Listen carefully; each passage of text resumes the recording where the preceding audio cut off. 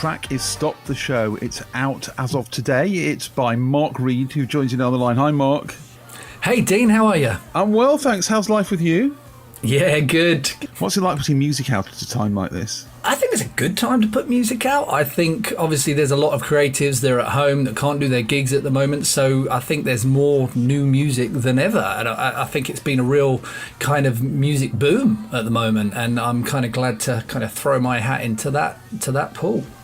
Is this what inspired the single, Mark? Oh, definitely. I think because last year when the lockdown first started, and I wrote a song that was specifically about the lockdown as it happens, a song called Where Were You When the World Stopped?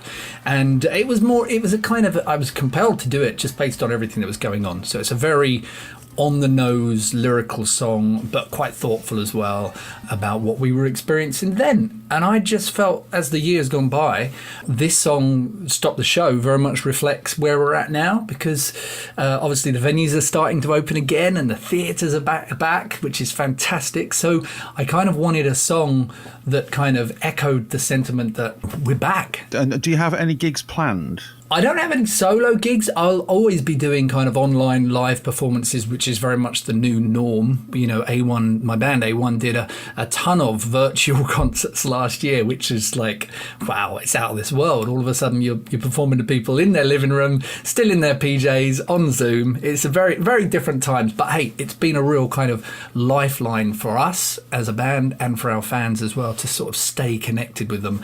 But in terms of live shows, A1 have actually got a tour coming up later in the year called the A Game Tour, which is travelling all over the UK, so you can check online for details of that. So that will be our first getting back out on the road, probably around August time. So that's a long time between shows. Our last show was May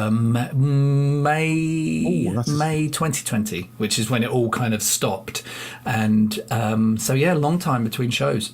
How did you guys get back together? Myself, Ben and Christian had certainly stayed together for a long time, and we'd continued to release new music, and we toured around the world, but we'd always been missing, you know, the important final piece of the puzzle, which was Paul Marazzi, who left the band when the band originally split up, and just for personal reasons and his life going in a different direction, we never actually got back together. And it was only in the recent years, he's actually now got a family, he's got two little girls, and he was actually in a place where he could get back out on the road. So we welcomed him back with open arms, and it's just been so fantastic having him back. And we were working on a new album, but obviously, you know, COVID put a stop to that. So we haven't completed the new album yet, but we are hoping to get back together in the studio as soon as we can.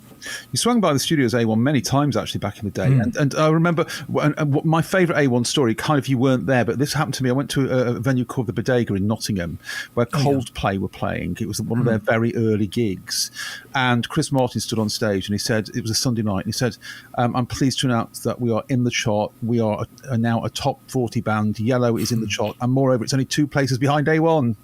No way! Yes, yeah.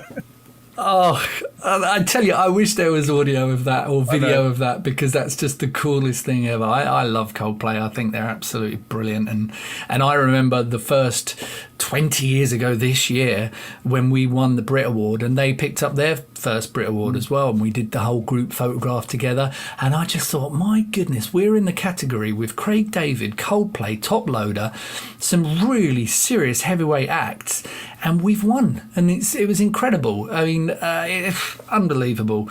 But that's a great story. Thanks for that, Dean. You made my day. Thank you so much for being here. We look forward to seeing you in town, by the way. Rescue Rooms, 17th of October is the date for the diary.